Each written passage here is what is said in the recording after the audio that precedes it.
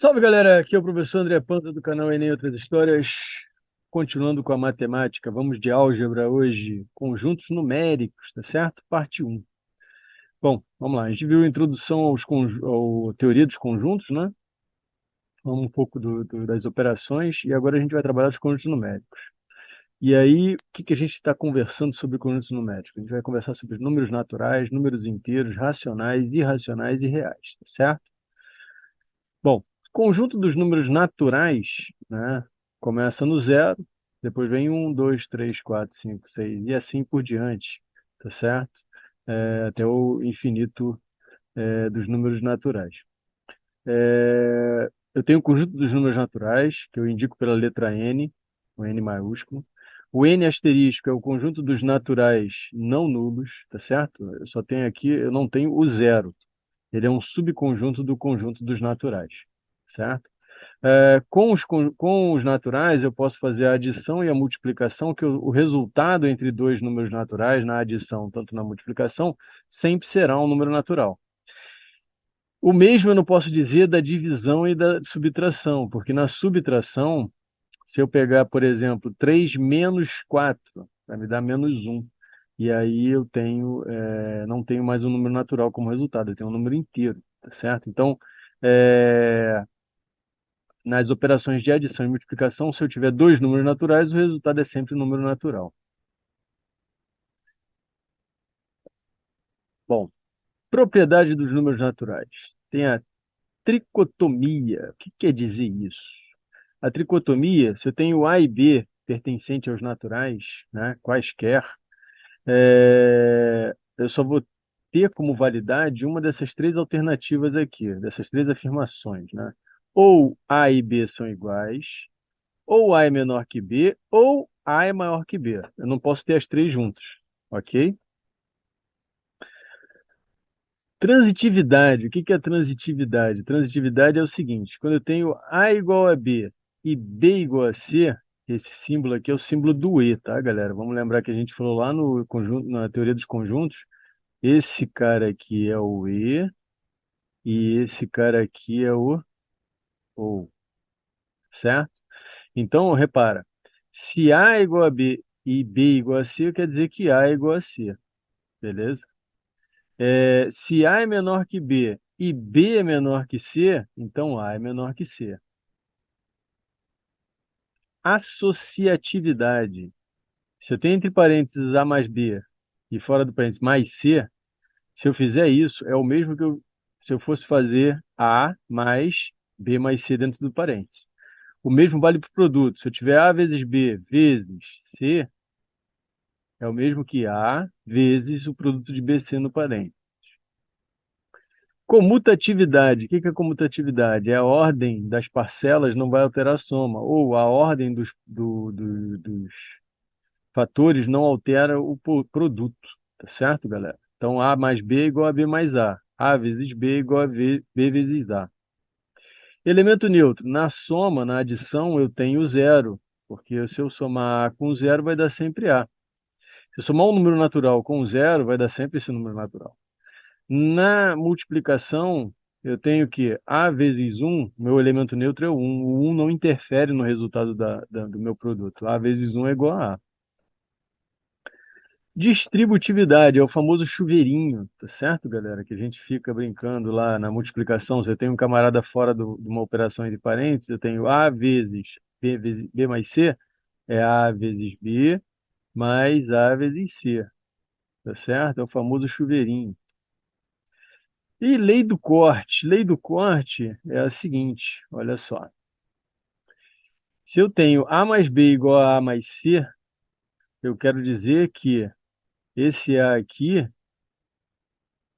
né, ele é igual de um lado e do outro. Isso quer dizer que o B tem que ser igual também ao C. Se eu tenho A vezes B e A vezes C, e o A é diferente de zero, também posso dizer que B é igual a C, tá certo? Princípio da boa ordenação. Todo subconjunto não vazio dos números naturais possui um menor elemento. O que ele está dizendo com isso? Perdão, galera, deixa eu voltar aqui. O que ele está dizendo com isso?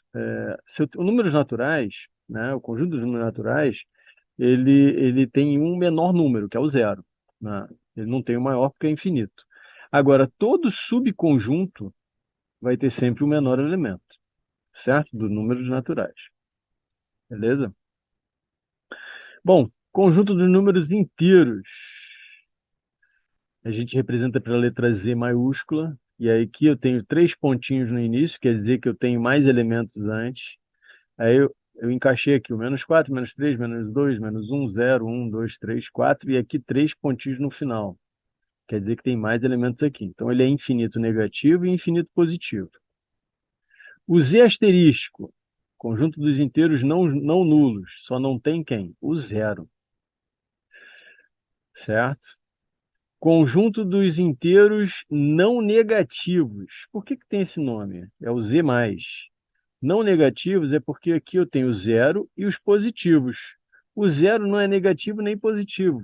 Por isso que eu não posso dar um nome aqui de Z+ para inteiros positivos. Eles têm que ser não negativos, porque eles têm os elementos positivos e o zero. Então ele vai ser inteiros positivos quando eu tenho Z asterístico mais. Aí sim, eu tenho os inteiros positivos, porque eu só tenho os números positivos. Eu não tenho mais o zero no meu conjunto. Da mesma forma, né, de forma análoga, o Z-. Os Z- são os inteiros não positivos. O Z asterístico menos é que são os inteiros negativos. Essa definição, galera, serve também para os racionais, tá? Que a gente pode fazer esses subconjuntos aqui dos inteiros, também existem os subconjuntos racionais, o Q asterístico, Q mais, Q asterístico mais, Q menos, enfim. As operações em Z, eu tenho adição, multiplicação, mas eu tenho aqui também a subtração, tá certo? Na subtração, eu posso subtrair dois números inteiros que vai dar um número inteiro, tá certo? Na multiplicação, eu vou multiplicar dois números inteiros, vai me dar um número inteiro. E na divisão é que eu não posso trabalhar, dizer aqui que vai ser um número inteiro, porque eu posso colocar a divisão, por exemplo, de 3 por 2. Se eu fizer 3 dividido por 2, não vai me dar um número inteiro, vai me dar um número racional. É um decimal exato, vai dar 1,5. 1,5 é um decimal exato, está dentro do conjunto dos números racionais que a gente vai ver na próxima aula. Todo número que eu posso escrever na forma de fração é um número racional. E aí o 3 sobre 2 é daqui, certo? Lembrando, operações em Z, adição, multiplicação e a subtração. Ó, o Z, ele é um conjunto em volta dos naturais, tá certo? O natural está contido em Z. Olha lá. E o Z, eu posso escrever que o Z, opa, foi mal. O Z contém os naturais, tá certo? Se os naturais estão contidos em Z, quer dizer que o Z contém os naturais. É uma via de mão dupla, tá, galera? Propriedades dos números inteiros. Vamos lá. Ele possui as mesmas propriedades dos naturais, tá certo? Tudo aquilo que a gente viu para os naturais serve para os inteiros. Além disso, eu tenho simétrico ou oposto para a adição. O que quer dizer isso? Que todo número inteiro tem o seu simétrico. Por exemplo, se eu tenho A, eu tenho menos A. Se eu tenho 1, eu tenho menos 1. Se eu tenho o menos 2, eu tenho mais 2. Simetria em relação a quem? Ao zero, tá certo? A simetria vai ser em relação ao zero. Foi mal, foi demais. Em relação ao zero. Se eu tenho uma reta, e essa reta eu marco o meu zero aqui no meio, eu tenho, por exemplo, mais 5 à direita, eu vou ter um menos 5 à esquerda. O simétrico ao zero, né, o simétrico do menos 5 é o 5, porque a simetria está em relação a quem?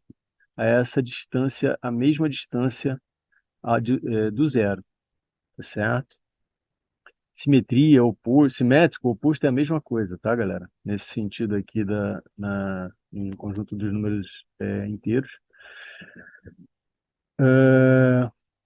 Bom, módulo de um número inteiro. O que é um módulo? Módulo eu represento por essas duas barrinhas aqui com um número no meio, tá certo?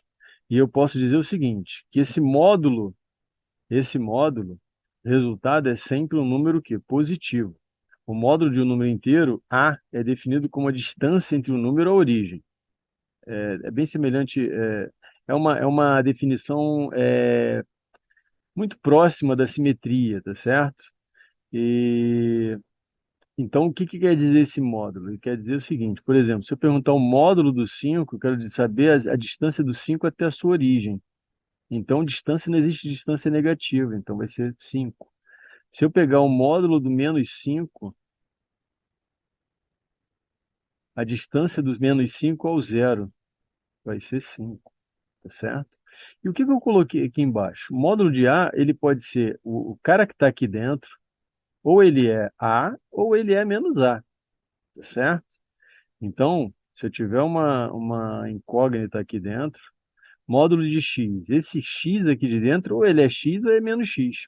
Eu só tenho duas opções para ele, tá certo? Mas a gente vai falar uma aula. Opa, deixa eu apagar isso aqui que apareceu.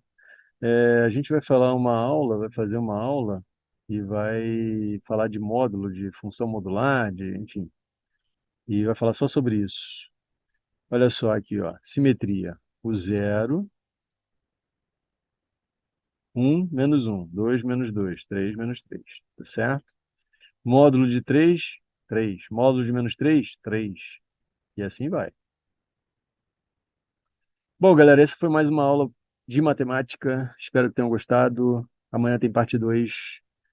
Acompanhe o canal. Gostou, compartilha, se inscreve. Grande abraço e até a próxima. Valeu.